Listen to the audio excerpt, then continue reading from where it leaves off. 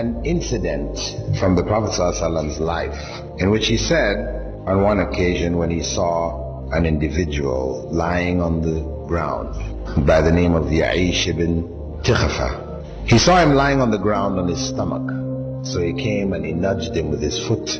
When he woke up and he looked at the Prophet ﷺ, he told him, this is the method of lying which God hates. People commonly, they like to sleep on their stomach. And I know this is one of the etiquettes of sleeping in Islam. And I remember on one occasion when I was in Panama, teaching a course there in etiquettes, Islamic etiquettes, and I spoke on this.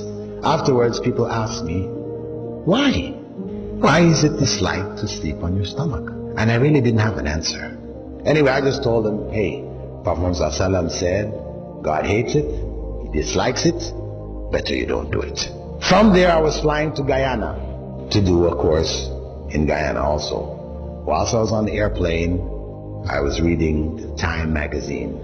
And this Time magazine issue was dedicated to the latest developments in spinal surgery. They were showing the latest medical hardware and how it dealt with the problems of slip discs and crushed discs and the different operations they were doing, and they showed pictures of people's back cut open and and at the end of it all, they had a list of doctors' recommendation to avoid spinal problems. Number one on the list was, don't sleep on your stomach.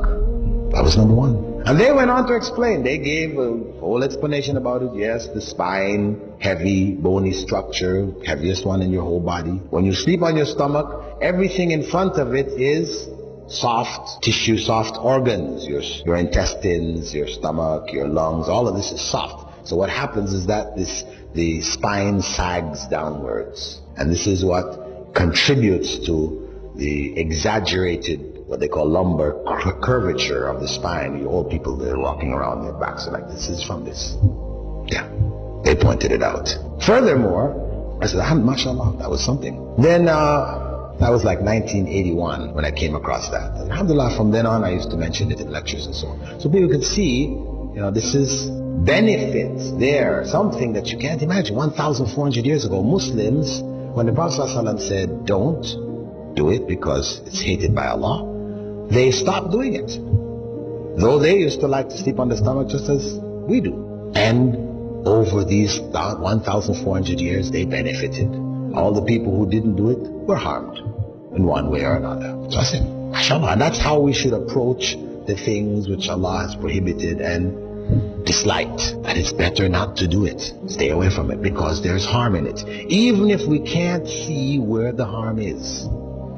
Anyway, in 1989, I read an article which appeared in the British newspapers that scientists, medical scientists, studying a particular illness which seemed to be affecting small children, 1-year-old, 2-year-old, 3-year-old kids, put to sleep in their cribs, they die in their sleep.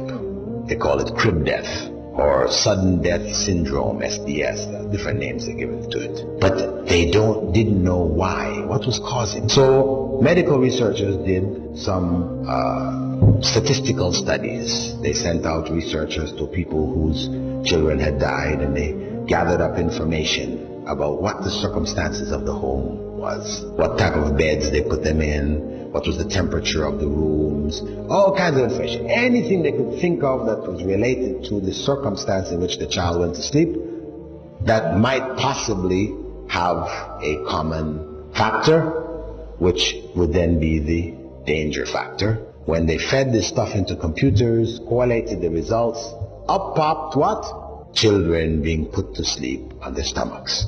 So they made a major announcement across England, front page news. Doctors warn parents, do not put your children to sleep on their stomachs.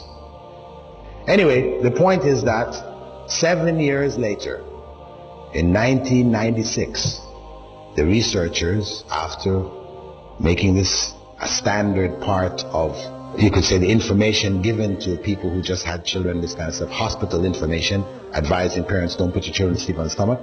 and this countrywide campaign to make this known, they found that after 7 years, the rate of cot death had dropped by some 68 or something like this percent. It had dropped drastically. So, alhamdulillah, here is further evidence that Prophet Muhammad 1,400 years ago, when nobody had any idea of what harm there was, how did the Prophet know that God hated it? Do you think he just looked at the person and said, oh, I think God hates this? Let me tell him God hates this. No. Obviously, Angel Gabriel came and told him, when he saw the man lying there, he told him that Allah hates lying on the stomach. So he passed on that revelation that came to him.